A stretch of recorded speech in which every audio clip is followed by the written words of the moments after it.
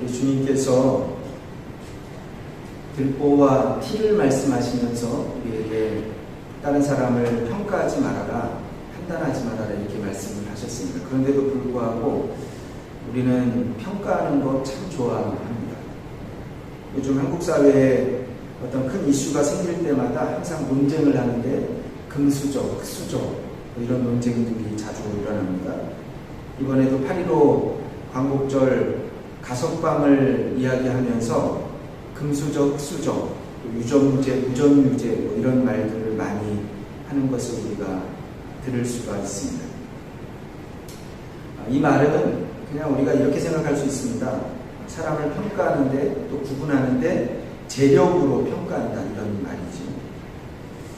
그런가 하면 우리가 또 학력으로도 평가합니다. 이 사람이 어디까지 공부를 했는가, 어느 학교를 졸업했는가.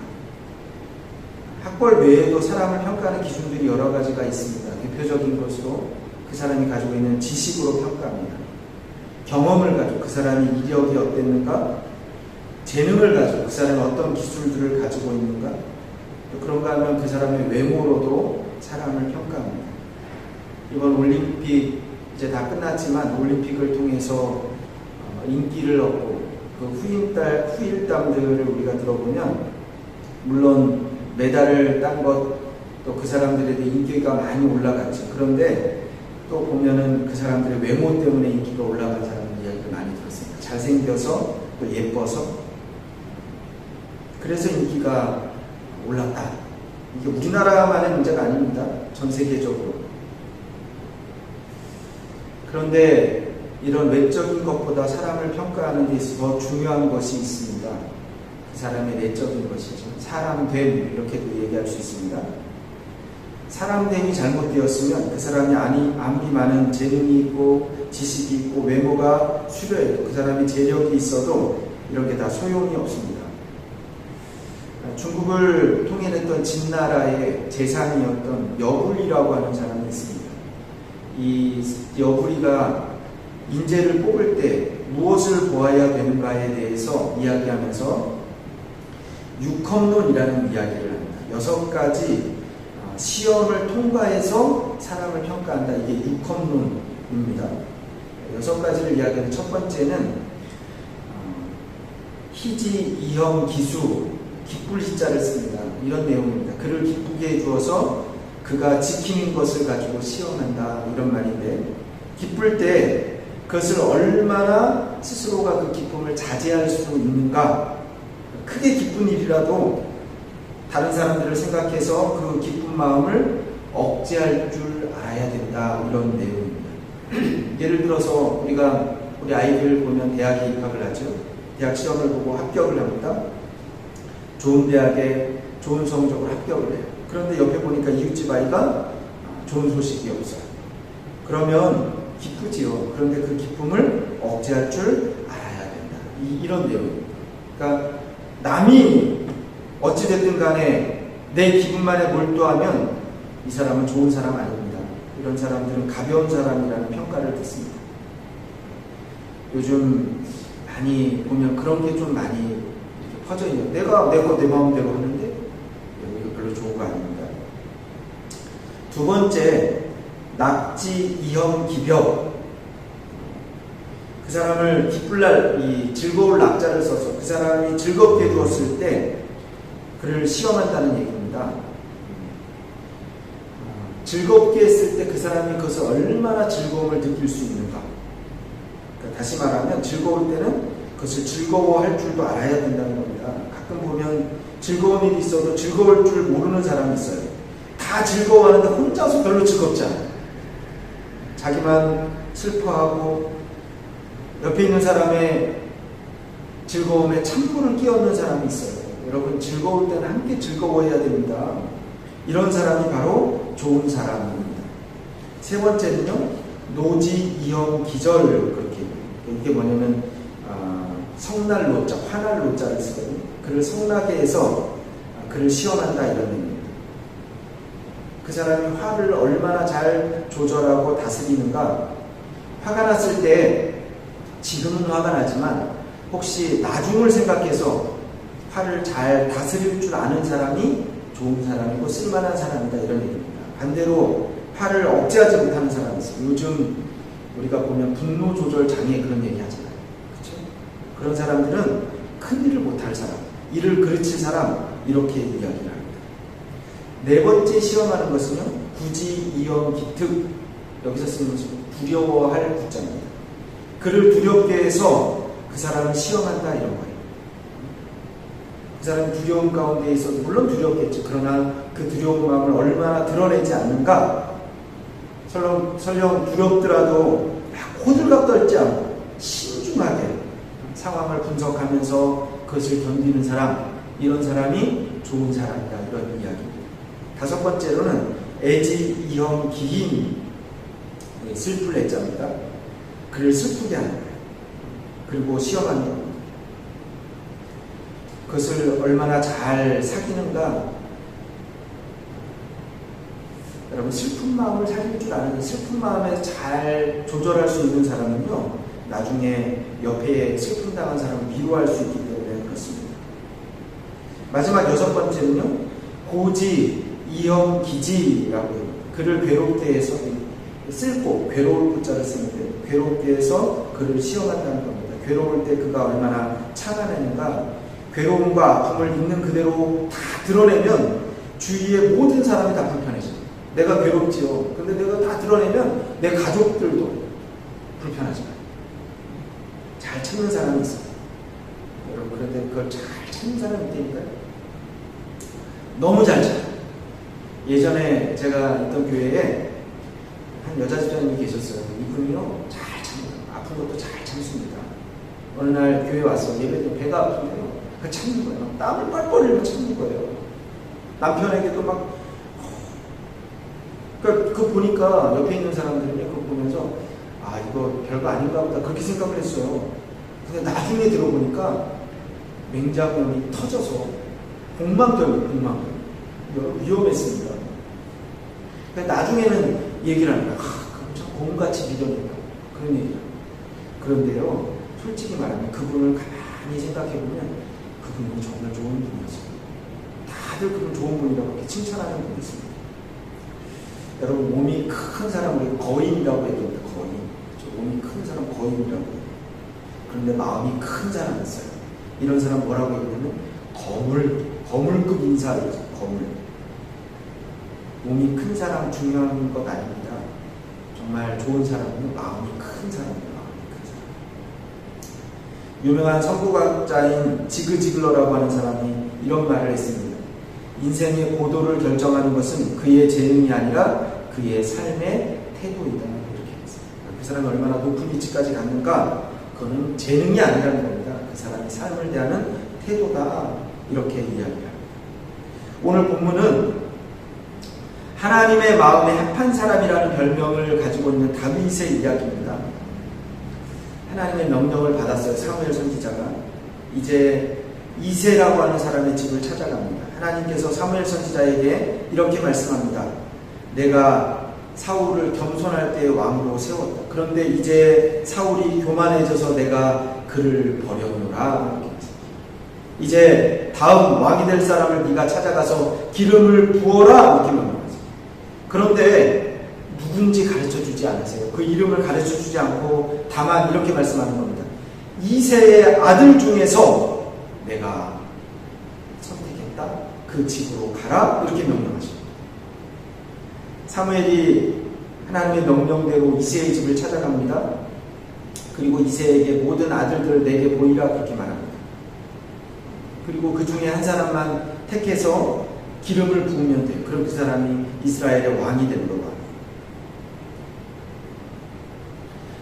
이새가 사무엘의 명령을 듣고요, 이제 아들들 하나씩 그 앞을 지나가게 합니다.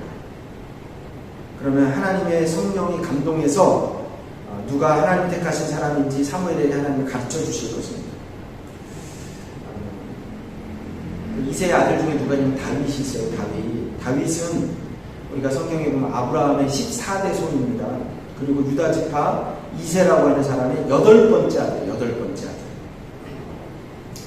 분명히 사무엘이 하나님의 말씀을 전했습니다. 네 아들 중에서 하나님이 택한 왕이 나올 것이다. 내가 기름을 준비해서 가노라. 네 아들들을 다 불러라. 다 불러서 내 앞을 지나가게 해라.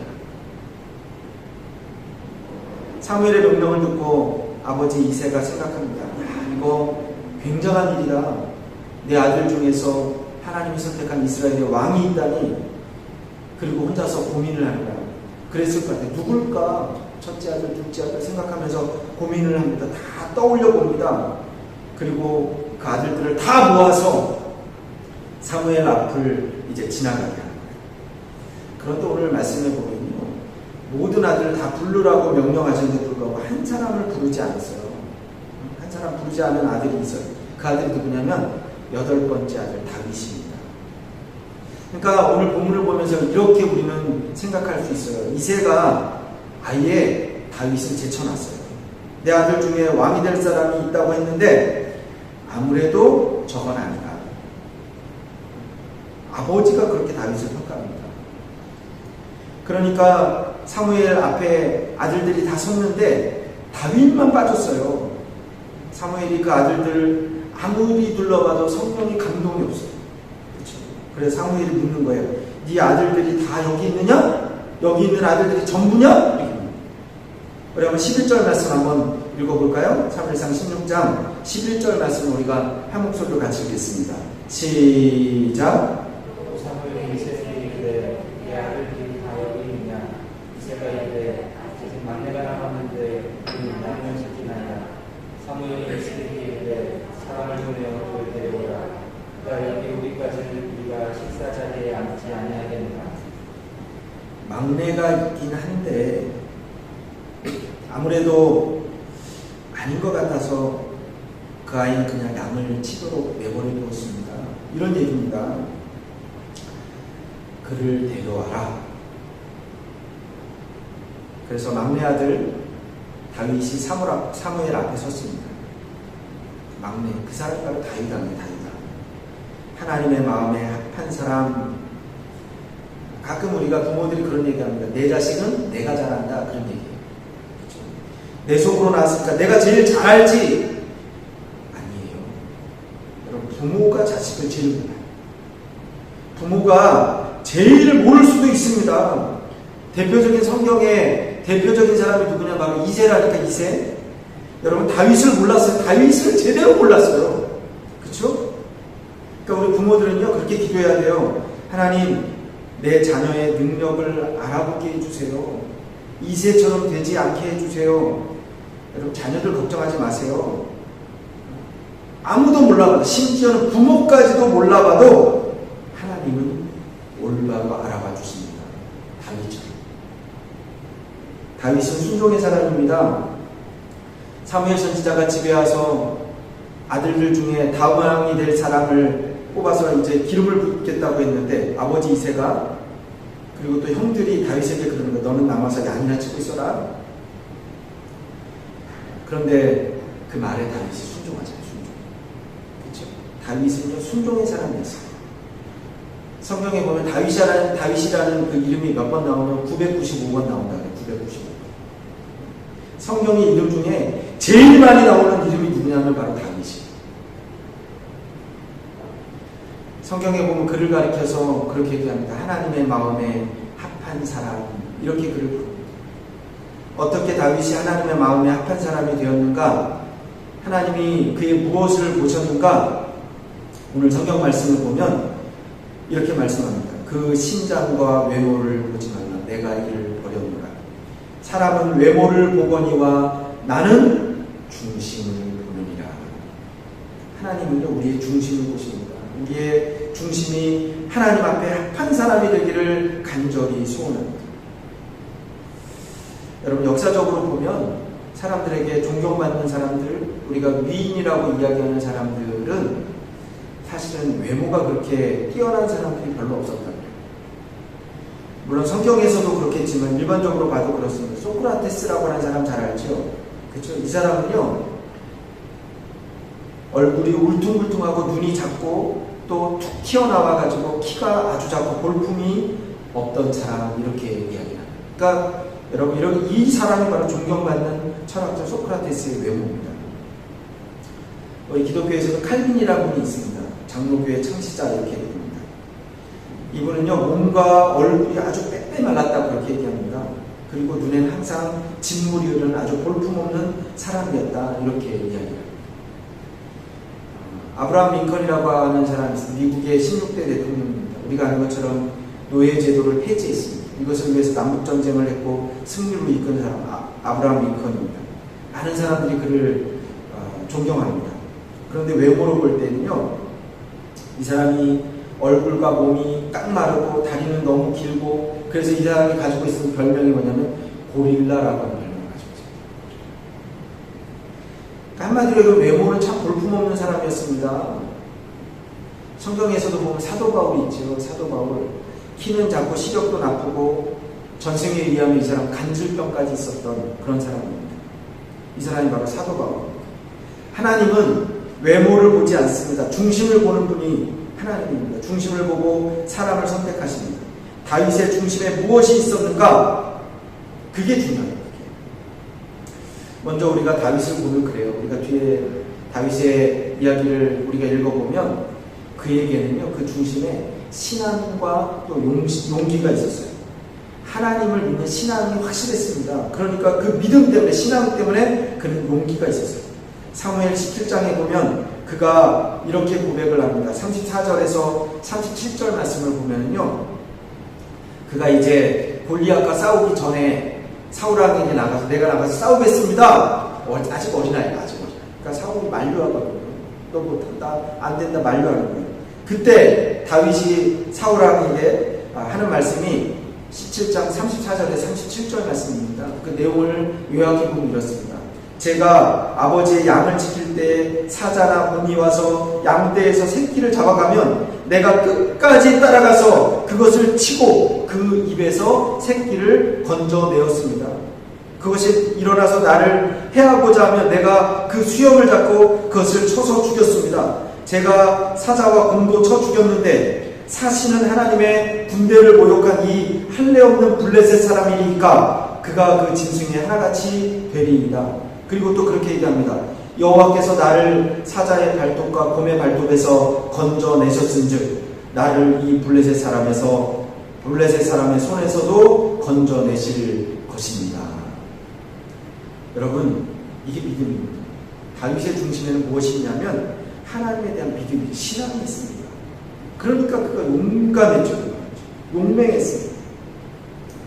또 다윗은요, 아주 겸손한 사람입니다. 다윗의 일생을 보면 이 사람 실수가 참 많아요. 성경학자들이 연구합니다. 이 사람이 몇 번 죄를 지었는가, 실수를 했는가. 그런데 성경에 기록된 곳만 20곳 이상 실수와 죄상이 기록되어 있다 이렇게 얘기합니다. 그런데도 그렇게 죄를 많이 져, 심지어는 살인까지 했는데도 불구하고 하나님이 그를 버리지 않으셨어요. 왜 그랬을까? 딱 이유는 그가 겸손했기 때문에. 여러분, 사울왕은요, 교만했기 때문에 그러셨거든요. 겸손의 이유를 그렇게 얘기합니다. 죄를 깨달았을 때 그가 어떻게 된가? 그는 즉시 회개하는 사람이었어요. 겸손한 사람은요, 핑계대지 않습니다. 절대 변명하지 않습니다. 우리가 아는 밧세바와 사이에 간음죄가 있었어요. 그런데 솔직히 말하면 간음은 혼자 하는 거 아닙니다. 간음은 두 사람이 하는 겁니다. 쌍방과시가 쌍방죄예요. 그런데 이렇게 엄청난 죄를 짓고 하나님 앞에 회개할 때 나단 선지자가 와서 그 죄를 지적했어요. 그런데 한 번도 밧세바가 원망하지 않아요. 핑계대지 않습니다. 실수입니다. 이렇게 변명하지도 않았습니다. 딱 한마디에 뭐라고? 내가 하나님 앞에서 죄를 지었나이다. 철저하게 회개합니다. 다윗은요, 감정을 억제할 줄 아는 사람입니다. 밧세바가 아들을 낳았어요. 하나님의 징계로 인해서 그 아들이 죽게 됩니다. 우리 성경에 보면 다윗이 아들을 위해서 사흘 동안 금식하면서 간절히 하나님께 기도합니다. 그런데도 불구하고 이 아들이 결국은 죽었어요. 신하들이 생각을 합니다. 왕이 저렇게 아들을 사랑하고 아들이 죽을까봐 걱정하고 금식하고 기도했는데 이제 죽었어요. 어떻게 왕에게 이 사실을 알릴까, 누가 전할까 걱정하는 거예요. 그러니까 옛날에는 그랬어요. 좋은 소식을 전하는 사람이 좋은 사람이에요. 그러니까 나쁜 소식을 전하는 사람이 나쁜 사람. 그러니까 신하들 누구도 이 소식을 다윗 왕에게 알리려고 하지 않았어요. 그런데 다윗이 이렇게 눈치를 보니까 신하들이 수근수근 하는데 뭔가 안 좋은 일이 있는 것 같은데, 그러니까 다윗이 묻는 거예요. 아이가 죽었느냐? 예, 죽었습니다. 그리고요, 다윗이 죽었다는 말을 듣고 벌떡 일어납니다. 목욕하는 거예요. 음식을 먹고, 그리고 이제 아무것도 아닌 것처럼 일을 하고, 이제 왕의 직무를 봅니다. 신하들이 이게 너무 이해가 안 됩니다. 왕이시여, 아들이 죽기 전에는 아들을 위해서 그렇게 슬퍼하며 금식하면서 기도하시더니 아들이 죽었다는 말을 듣고는 어떻게 이렇게 쉽게 일어나십니까? 그랬더니 다윗이 이렇게 얘기합니다. 그가 죽기 전에는 내 기도를 들으시고 하나님은 혹시나 용서하실까 함이요. 죽었으면 하나님이 데려가신 것이니 이제는 그가 내게로 올 수 없을 때 나는 그에게로 갈 수 있느니라. 여러분, 아주 깨끗하게 과거로부터 벗어납니다. 지난 과거에 매여서 오랫동안 헤매지 않습니다. 그는 아주 감정을 잘 억제할 줄 아는 사람이었어요. 여러분, 다윗에 대해서 말하면 너무 많습니다. 마지막으로 한 가지만 이야기 더 하자면, 그는 첫째하게 하나님을 의지하는 사람이었어요. 다윗의 장인이 사울왕이잖아요. 사울왕이 사위인 다윗을 죽이겠다고 계속해서 쫓아다닙니다. 그런데 성경 보면 얼마든지 사울을 죽일 수 있는 기회가 여러 번 있었어요. 동굴에 숨어 있을 때 여러 차례 기회가 있었습니다. 그런데 다윗은 사울에게 손 하나 대지 않았어요. 오직 하나님께 맡깁니다. 절대로 대항하지 않습니다. 하나님께 그냥 다 맡기는 겁니다. 그리고 하나님의 기름 부음 받은 하나님의 종을, 왕을 하나님의 종으로 끝까지 섬깁니다. 이게 다윗의 신앙입니다. 그의 겸손입니다. 하나님은 다윗의 무엇을 보셨는가? 하나님은 중심을 보셨어요. 중심. 오늘도 하나님은 사람을 외모로 보지 않으십니다. 중심을 보십니다. 하나님이 쓰시는 사람, 하나님이 원하시는 사람, 하나님이 찾으시는 사람이 되기를 간절히 소원합니다. 오늘 힘들고 어려운 때를 살아갑니다. 하나님의 마음에 합한 저와 여러분, 우리 가나안 교회 공동체가 되기를 주님의 이름으로 축원합니다. 다 같이 한번 기도하겠습니다.